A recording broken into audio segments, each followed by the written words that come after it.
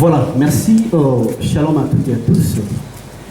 Bonjour, bonsoir, tout dépend à l'ère où nous serons de partout dans le monde.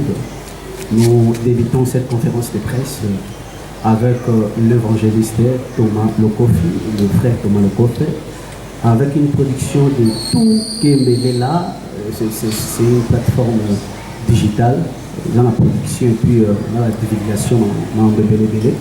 Alors nous demanderons à très chers invités, Oazesika Ozo et la presse angolaise de vouloir nous donner quelques temps. Le fils qui nous dit, on dit à tout Seigneur, à tout honneur. Nous voulons démarrer ou commencer avec la prière. Et puis nous allons, après la prière, je disais après la prière, nous allons débuter cette conférence de presse. Si on peut nous permettre, on peut commencer la prière. Voilà.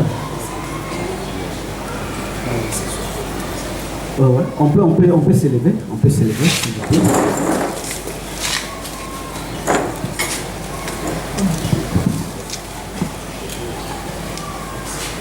Prions. Saint-Père, nous te disons merci pour ce moment.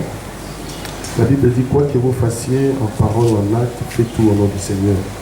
C'est pourquoi nous voulons te remettre ces moments. Et il est écrit encore que sans toi nous ne pouvons rien. Nous voulons que tu prennes le contrôle, que tu règnes comme Dieu. Dirige tout, coordonne tout, sois le maître. Nous te donnons ta place de Dieu et que nous soyons diminués, règne comme Dieu. Nous voulons que ça ne soit pas seulement un point de presse, mais nous voulons aussi que les gens qui vont nous suivre partout soient édifiés dans ce que nous allons parler cet avant-midi. Donc disons encore sincèrement merci, règne comme Dieu, du début à la fin au nom de Jésus. Amen. Amen. Voilà. Prenons nos places avec beaucoup de respect. Voilà, merci chers journalistes, chers invités. Comme je le disais tout début, que nous avons un grand show gospel avec l'évangéliste Thomas Lokofi qui sera d'ici là, le 19 novembre, c'est bientôt, le dimanche à 14h, avec plusieurs invités. Toujours dans l'affiche. Alors nous demanderons vraiment que nous puissions être des professionnels avec des questions rationnelles. Nous donnerons des questions à chacun. Et puis s'il y aura aussi le temps, pourquoi pas les invités. Là, si vous avez la question encore, les invités, ça fera aussi partie de cette conférence. Voilà, nous avons la liste ici. Première chaîne de Moni Vitesse Télévision. Et puis Rolindonga, Opportunité Officielle Télévision, VKPO, Lozolo Pro TV, Casa MM Pro, Moussakoli Chako TV. Est-ce que vous êtes présents? Voilà, tout d'abord, avant de commencer, je ne sais pas si l'artiste a un mot pour cette conférence, pour le début d'abord, avant de commencer, ainsi que les directeurs. Généraux, d'abord vous présenter, c'est le directeur de cette plateforme pour Léla, plateforme digitale gospel, production et divulgation. Il est là mieux placé. C'est le producteur Oiseau pour dire concert Oyo. Alors nous avons notre artiste Papa Thomas Lokofi et nous avons notre sœur Sandra qui est pas là. Moussako Licha. Ah oui. Bon, pour que Mélé a un âge libanais, il a une année à peine, il a une année, mais il a un âge d'expérience des amis. Merci. Merci. Moussako Licha pour télévision. Bonjour, la Rose Carte-Pilar, le bulldozer de la presse. Question Langa, et donc quand après évangile Thomas Lokofi. L'année coulée, l'année passée, on a dit le projet mon faut faire featuring n'a fallu ou pas. Est-ce que les années quand vous faites featuring pour vous faire payer ça Wario ou bien vous faire payer ça dans Zambie? Deuxième question Langa par rapport il y a album na yo ou tout ça na photo bien 5 albums au fait na photo. Vous faites pas bon Morona Mama Chabani. Nzé moko na Mama Chabani malgré nos limités. Mais comment on a efficacité? Il y a un autre innocent de moi là l'élo. En tout cas efficacité on a vraiment to ba belengi wana kala ezate pour l'année. Merci. Là on a quand même balé. N'invité dimanche. N'invité, c'est normal dans zone là. Non, on va aller. Vraiment. L'invité au dimanche. Merci. Au Yoga Bilengeza, au Bina, au Zepela. Côté, sur le plan artistique, en tout cas, on a régressé. Je crois que par contre, dans Mati. On dit, la carrière à Moutou, les albums, ça a succès. Mais ils sont parlé sur le plan succès. Pour les albums, Moutou, les albums, on a eu les cas. Et ça, le succès, le rôle à Innocent Mouéité. Et ça, le succès, le rôle, je lève mes yeux. Mais très belle chanson. Non, la succès. Il y a un succès, hein. Succès dans mon pays. Artiste, moi, je suis d'abord à la mission, il y a une différence entre succès médiatique et succès qui a pas artistique. De l'autre côté, là-bas, succès, ça y a un succès, l'Internet. Nous avons cassé na TikTok, nous avons les gamins na TikTok, nous avons mon mot pas mal. Dimanche, nous avons au moins 9 albums sur le marché. Yolobi, album Nanga Souka, ils ont un succès. Si nous avons comme nous avons bangoté. Oui, nous avons un titre album Nanga Souka, nous avons un titre comme nous avons bangoté. Donc, nous avons un couloir aux antés. Oui, nous avons un album Nanga Souka, un titre bangoté. Et puis, il y a succès, en fait. Dans le niveau de ce qu'on a besoin de gloire, ça va par exemple, mais si on a bien enseigné l'homme, on n'a jamais succès. Si on a pas que ça rende, on a mené la ligne à côté. Donc, il y a un moment de musique parce que nous avons un chef d'œuvre. Nous avons un beaucoup sur la télé, na yembi. Et ça y est, on a public, nous disons. Innocent de moi, on a public. Nous avons un fort en salade.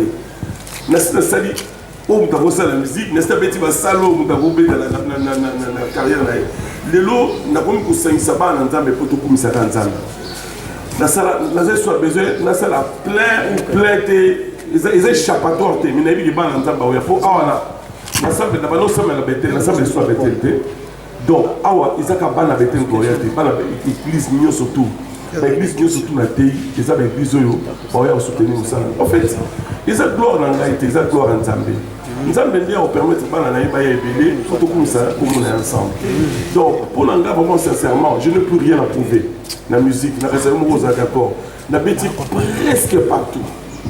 Et si quoi normalement na yeki normalement na yeki na yipo na imate na yipo na saka busala Nzambe na tei après na ki. Mais ba tozo réclamer ga yeba boye comme c'est pour moi na sali. Donc personnellement tout le monde vous a dimanche sur le talent des avant permettre de baya parce que nous aussi marabité ma pas commencer à déplacer dans Nzambe. Les hommes quitté. Attends si vous avez un succès ni c'est pour ça que vous savez mon petit. Pour moi mais c'est Dieu qui permet toutes choses. Je crois, nous avons tout ça là, pour te balancer la valeur au moins là, pour permettre que dans les aladiens, pas déplacer pour Maya.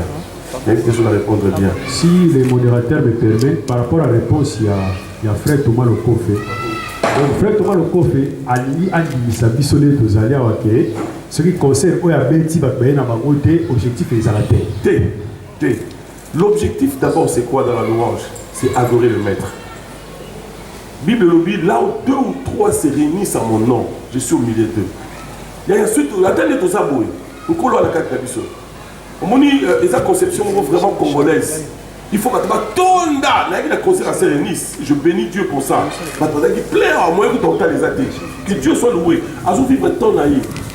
Les attendent, il faut dire, on va avec le maboko. Tant il y a des réunissent, on attend puisqu'on bêtit là-bas. Ensuite, en 1900, 2000, ils ont des mots. Ils ont des mots. Ceux qui ont vécu l'époque, il faut bénir Dieu pour ça. Moi, je ne peux pas dire que non, tout ça va se réunir. Non, elle vit son temps. Ils attendent comme ça ne pour naïe. Mais je ne crois pas que nous avons tout ça là. Après, il y a 50 personnes pour tout le monde. On peut mettre un niveau où il y a pour ces pays-là. Parce qu'il y a un Nzambe. Donc, il y a vie musicale depuis la carrière, nous sommes dans un temps avec papa. Nous avons un frère, Moïse, tout à l'heure, il y a un roulage.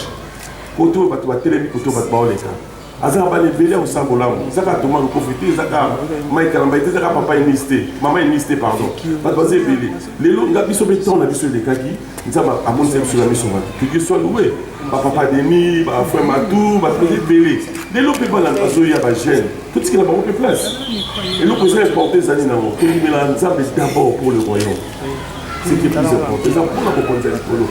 Le reste, il n'y a pas bonus, il n'y a pas de service. Comment on a dit, frère, nous avons dit, Yesu, ma si on a pu faire des colossaux. Si on a bonus, ça doit être quelque chose à outil d'abord avec la soirée. Merci beaucoup. Samedi, tous les gars, vendredi, tous les gars, la TV Zim. Donc, le lot, tous la TPA, vendredi, tous la TV Zim. Donc, il tenait vraiment tout accéléré. Tout à fait, marathon, voiture et stam, par-ci par-là. Pour atteindre son lobby.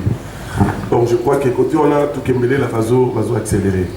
Bon, question tout le monde pour un musicien, je crois donc on a mon Christ nous surtout tous à la pour ça parce que ce sont nos frères. Ngalo barabado minene bandeko la bazana ngonza donc taper ça. Plusieurs fois la grâce en Zambé, tout kutana na mingi tout kutana dans sur la photo, une fois tout voyage qui dira mon na Hervé, na Bruxelles Airlines, tout soleil mini et une fois tous allés dans Mbandaka, na avec un citoyen avec un Falia, avec un hôtel Mogo, tous allés dans le sol mini. Par exemple, on a des voleurs, on a pressé la tête, mais ce sont des gens où on va la pousser en serre en Zambie. On n'a pas la zone confirmée. Pas à la respect à serre en Zambie. Ah, d'ailleurs, je vais être un habit, viens tout sous quoi le roi, il faut tout ce qu'on a tué en Zambie. Bazo reconnaître que Nzambaza, bazo reconnaître que oh ba osala il y a pour un temps mais souka ba souka pas Nzambe nga na lubaka to bonde la pona bango parce que muto ya bongo le sara muto mais zaka Nzambe Nzambe na simba mitema biso to lubaka quand yo loba ya zoyoka alors super to lobite ya yoka te donc to obligé to lubaka to lubaka na ba jour wana voyage wana na soulaki ba makasi na bi faire oui que Jésus alinga ah bien na yebi d'ailleurs, mon Alexis m'a dit Hervé, il y a son mingi. Ah, bien, il nous sommes dans la vie que sont contents. Ah, mais tellement bien qu'il a dit, mais. Ah, fait rigole. Oui. Fait. Mais il fallait y avoir bien. Ce sont des gens qui ont envie de on a appelé ça, et ça vraiment vrai. Et tout le monde est là pour la baron qui est pas gêne. Les ouais, soit par côté avant. Babou la mitema. Donc on est petit garçon ivoirien, Kenya, trop jeune, 35 ans. À quel moment on a eu de la passe mini. On a ensemble la rama qui va décoller par Zambé. Babou la mitema, on a un témoignage beaucoup vivante dans la catégorie Zambé. C'est bon, je pense, on va satisfaire. Ok, voilà, merci. On a fait toutes les questions.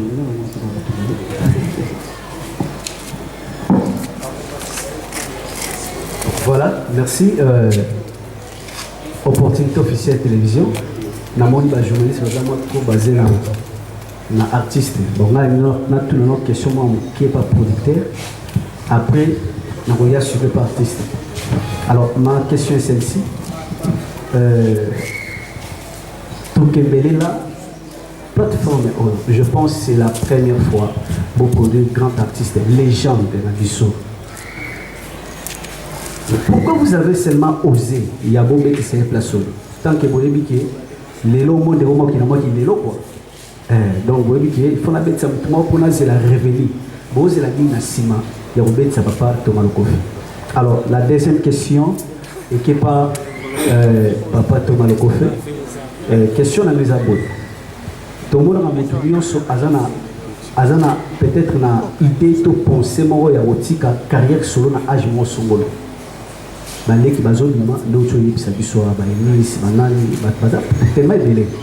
Vous comptez laisser votre carrière solo à quel âge? Et puis, sous question de les arts, l'album qui est au marché a mis. Pourquoi on s'est rompu pour promotion c'est la moto, aux autres la ligne. Donc voilà, merci. La question est merci. Nous allons répondre à part à tout le monde là.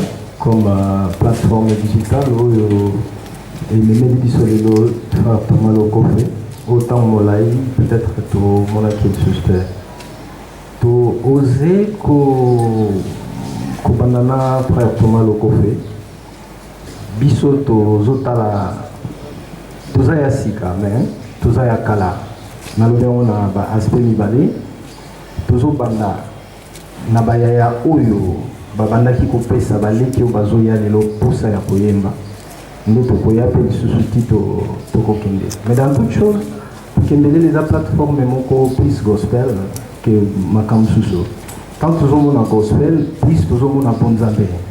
Donc tous guidés par le Saint-Esprit na ba action na biso oyo ça que et ça lilo choix na biso les à la portée et pas y a frère Thomas Lokofe. Et je sais que tous à la décider, tous à peut décider déjà par rapport à l'activité wana, mais quelque part ko bandana pa Thomas Lokofe ezana ba misisa ebele ezana makambo ebele. D'abord c'est un conseiller pour la plateforme na biso to kembele là. Avec ambassadeur, biso mtola tie motole wana na plateforme na biso pour kamwati lobby soko na ba action nyonso tout autre kembele la à organiser présence ya papa na biso Lokofe et Ozala non pas pour kaka ayemba mais peut-être pour aloba peto pe asala likamsusu oyo toujours apporter un plus tant aux alaye tant aux solanaye même pour un projet. Donc, choix na biso sur papa Thomas Lokofe, ils en ont un aspect ébélé. Merci. Voilà, tu as déterminé beaucoup. Bon, Psaume 150 à Zorba, que tout ce qui respire, l'eau l'éternel. Je crois que je célébrerai l'éternel tant que je vivrai. J'exalterai. C'est David, je crois. Tant que je serai en vie. Psaume 146. Donc, en tout cas, dans Yembela Nzambe, ti le balai qui n'a ti nati. Donc, tant que Pemo et Bouzala, tant que Touzaka Koyemba, attends ceux qui vous avez Koyemba, va concerter. Mais attends, avant que le Banzambe, Oyembi, attends l'Andakou, attends l'église, attends place d'Émi. En tout cas, nous sommes dans des arrêts, voir où il servir Nzambe, tim, pour la soupe, on a bien dans la caisse. Peut-être ma casse, peut-être en Oyemba.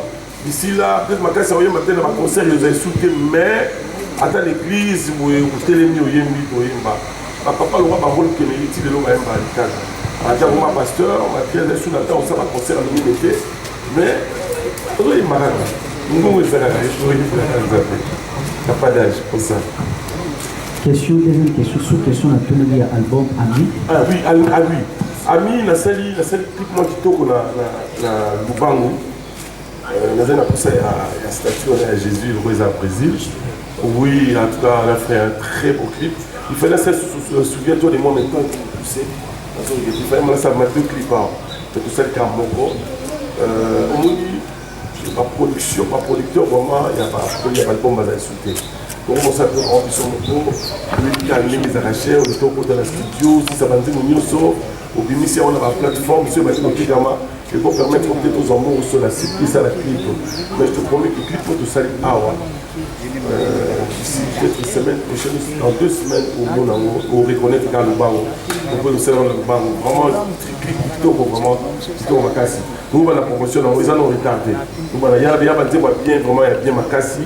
Un jeune frère, Isaac M, pour la information à Paris, ça a vraiment tourné en Bakassi.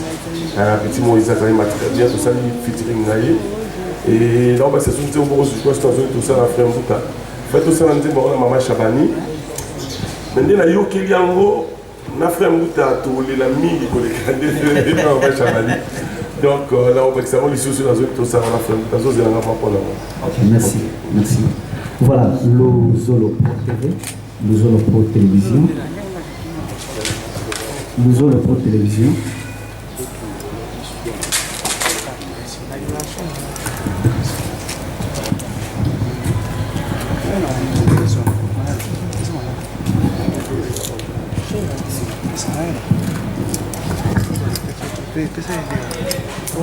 Bonjour la salle, bonjour évangéliste Thomas Lokofe et bienvenue. Je reprends le nom de la rose des cartes pulaires de la presse sur le Pro TV. Première question là et pas évangéliste Thomas Lokofe. Thomas Lokofe, tu as fait beaucoup de temps, la poteau, au tika qui vraiment musique. Donc, comment je peux dire, tu sais, qui est temps ou laï, tu sais, silence vraiment, dans la carrière, on va dans une poto, tu as évité, préparation de la poto, et il y a l'autre monde, on a quatre Angola. Deuxième question, par rapport à arriver dans la quatre Angola, tu as dit que ceux qui musiciens en Angola, quel est le premier à la macasse. Mais arrivé dans il a toujours silence, et l'autre là qui se fait pour venir avant la conférence de presse, pour retourner au côté Awa. Sous question là que Thomas au côté, on a dit déjà qu'on fait la production en Angola, là-bas année passée, année coulée, mais tout le monde a dit que j'allais vraiment mettre une équité. Et on a dit contact vraiment de la presse. Les lots opérateurs dans la contact de la presse. Idée mes amis. Merci maman. La bonne question Souka. Dernière fois, on a été en Angola 2010, maman. J'ai été en 2010 et bon, j'ai été ma pasteur, on a beaucoup de la Kati. En fait, depuis que c'est une partie évangéliste qui s'est mis là, il y a un problème au niveau pastoral en Angola. Il y a loin d'association. Alors, le col là, avec le pasteur, il y a loin de ma qui c'est qui a cette activité. Donc, quand même les gens dans l'évangéliste qui s'est mis là, alors, il décidé que l'activité est arrêtée, mais tout le monde dans l'église parce qu'ils ont la télé à la bêta. Vous avez commandé moi là. Concert où je crois qu'il y a un jeune frère dans Naïkaka. Je crois que c'est ce qu'ils ont aimé, ça là. C'est ce qu'ils ont vraiment préparé, vraiment, il y a les canins. Alors, question c'est qu'il y a pourquoi il y a arrivé dans la. Dans le Gabon, quelle était? Oui, voilà, il y a un coma. Dans la colline église, il y a ma bête, il y a bien, cité Bethel, apôtre Mbié Moulaya, c'est mon père. J'aime pas de bruit. Où ça les kangi. Qui va ça, ma kelele. Bandeko, Sikoyo, Otakoyamba. Même à dimanche, tout soir, les gens qui ont j'aime plus honneur, ils ont pas entendu. Plus aux Akabana Misala. Dans le coup, nous n'avons pas ensemble. Nous n'avons pas police dans l'église. Nous avons gâté ma kelele. Tout ça, carnaval. Tout le monde a beau, il y a carnaval. Au bimila, on a toit à voiture. J'aime pas ça. Nous avons les silence. Le coup, nous n'avons pas ensemble. Alors, silence. Problème, nous avons toujours vu comme journaliste. Si artiste dans la Kinshasa, ou dans l'Afrique, vous avez une nouvelle naïve. Soit que poto, ou ça qui est fort, vous avez une nouvelle naïve.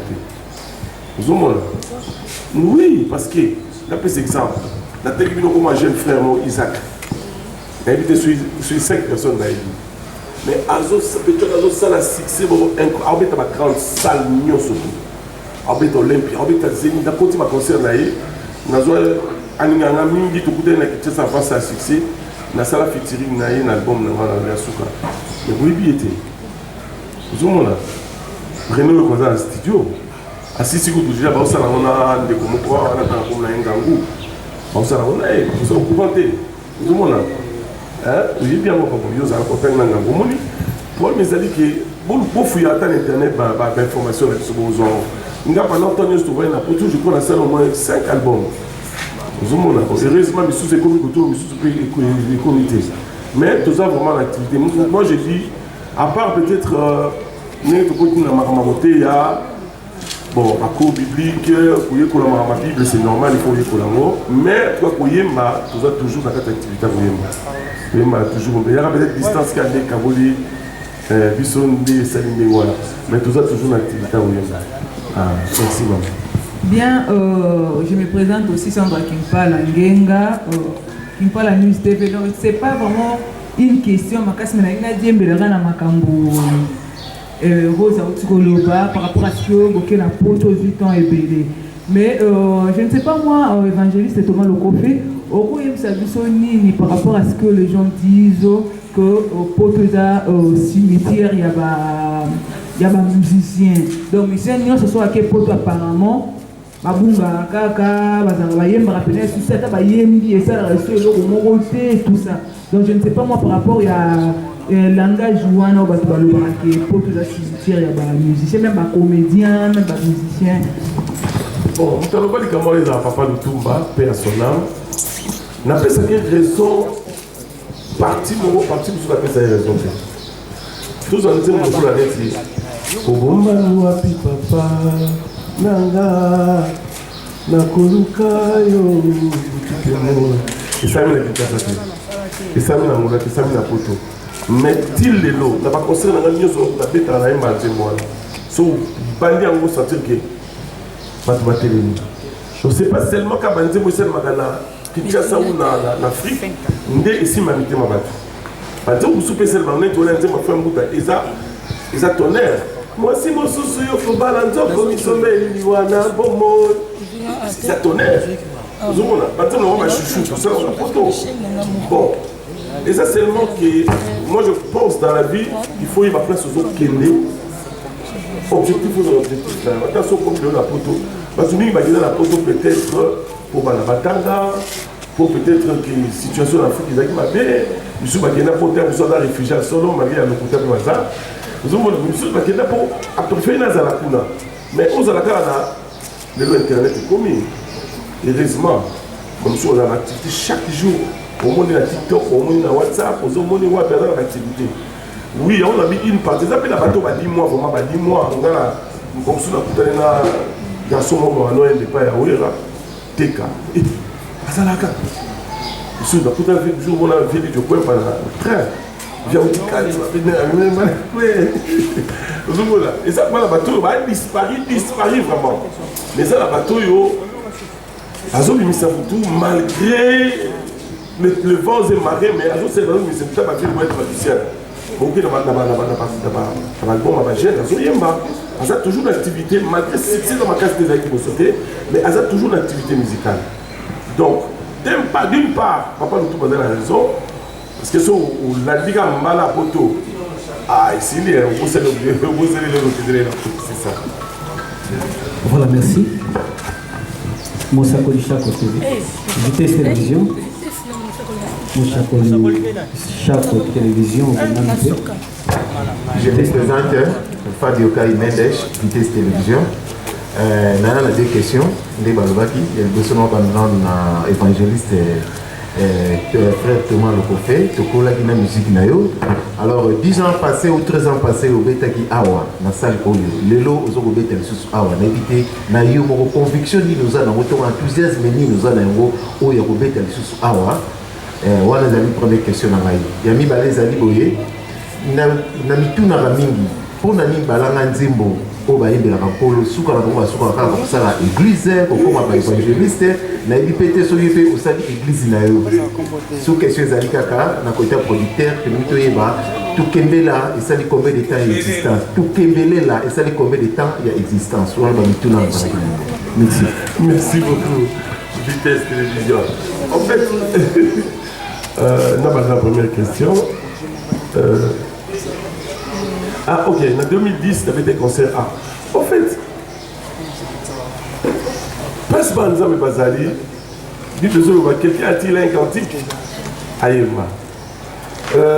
Pour la boussole à concert, il faut aux Zélandais, il y a un boutou, mais il y a un concert, Ezali, avec l'exception Ezali.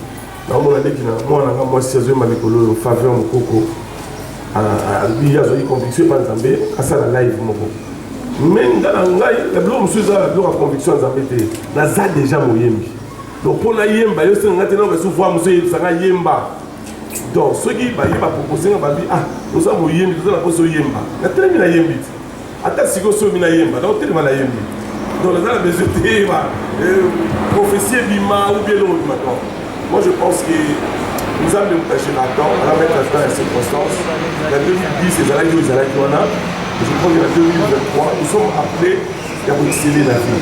Je crois que le gros Zalaki de 2010, c'est dimanche que c'est différent. Façon de payer par exemple, pour nous par exemple, qui c'est nos filles, mais c'est lui qui arrête. Tant que vous avez changé, moi je pense que dimanche, il y a des sous. Et puis, on a vu dans le monde, au fur et à mesure, on a je me dirais, les réseaux c'est régénéré. Non, on a compris, on dirait, mais vous, ils ont bien. Ils ont grâce. Alors, donc, déjà, question à la conviction, pas de moment, on a dit, tout est belé là, ça surtout que les hommes depuis 2010, nous avons tout mettez un studio, un concert, donc c'est vraiment une famille. Et puis même maintenant, on a un téléphone. Alors, on a évangéliste ou pasteur. Pasteur Sonic Afuta, Vokman, dans le référent Moutomokano, parce que c'est un choriste dans un malade. Ah oui, dans un formeur. Mais l'élo, c'est un bassin dans le mine dans le biso. Les chocanants, tout est parce que peut-être que vous pouvez mettre la chorale, la chorale dans un maman, Tambe Nangouya, des banalités. Mais l'élo, notre changaïté, jeune frère a dit sur le qualité, puis tout le monde, à comme un pasteur. Et ben, qui n'a pas Soumai Kalambaye, comme un pasteur. Dès qu'il a Harry Papa, dès qu'il a Yannick Toumba, Mike Kalambaye, voilà, Toms, Dieu se bouille bien. Ce qui va comme parce que le monde a battu mal au bali comme un mini. Là, puis c'est exemple, tout le monde va gagner donc. Aïe, on peut se témoigner de l'église, on a des magiciens, on a battu 2000. Ah, papa, après quelques temps, on a commis pasteur. Quand on a pas comme pasteur. Exemple les Bosso. Exemple à Nibale.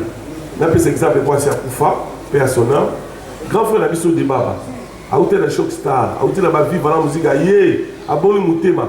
Pas même 10 ans, pas même 5 ans, a commis pasteur. Il choqué Moutouté. Aza vivant, Carlito, a commis pasteur. Pas même 10 ans, a commis pasteur. Il choqué Moutouté. Frère mon bazaki magicien, après ça il témoignage à lié Batou. A commis pasteur sur la délivrance de Robert Maroba au Banga Balogi. A commis pasteur, il choqué Moutouté. Bon, Moutouté le maï Kalambaye. Vous voyez, que maintenant, Mouké, Zokola, Zokola, ti, a commis pasteur. Bon, vous êtes un peu nani. Non, tout le monde vous éviter inconnu, toi, vous êtes sur Wapi, à Moboé, à Yagambala, Bou, a commis pasteur. Capo, et Magimaya, Nami, qui m'a dit ce qui m'a dit. Toi, encouragé par la vie. Toi, encouragé par la vie. Moïse Mbili, on a guéri personnellement. Par exemple, papa, dès qu'il reste église, Moïse, Mike Kalambaye, Yannick Toumba, Prince Mboui.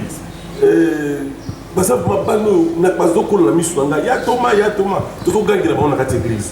Les locaux, comme les locaux, on a sa fierté. On a connu que chaque thème, il y a un salon là. Mike a dirigé, tout ça, une série de mots. Mike a sa modération d'église avant là. Alors, interprété pasteur, on a dit que mon amour a dit que l'on a dirigé la jeunesse. On a dirigé la jeunesse. Comprends? Donc, il a passé quand même des étapes. Tout le monde a dit que Mike Nzembo chante, mais il a passé quand même des étapes. Donc, là, pour Nanga, tout le monde a encouragé Nzambe. Ce que tout le monde a dit, tout le monde a dit que passer à Tom Sadel à Doron, à louer pas comme la BCBG. On les a dit, pour ma casse. Nous avons ceux qui ont beaucoup de pasteurs, toi, encouragé, quoi qu'il y ait des bosses. Donc, tous ont la confiance à parler de tout le monde, ils vont la mission à Bisso. Net, il y a les lobes, ils histoire dans la. Eh, Azaki Mouké, la pépéné. Madame est contre Moulaï. On peut aller solo parce que vous avez mis la période. Les lois, ils ont moment, ah, Nzamé, vraiment, toi, vous avez une histoire. Vous avez une histoire dans la fait. Donc, c'est moi, je pense qu'il n'y a pas l'assurance que nous tout le monde a mis un boum. Ah où tu vas? Mais je suis cédé pour te donner. Voilà, merci beaucoup. Kaza M.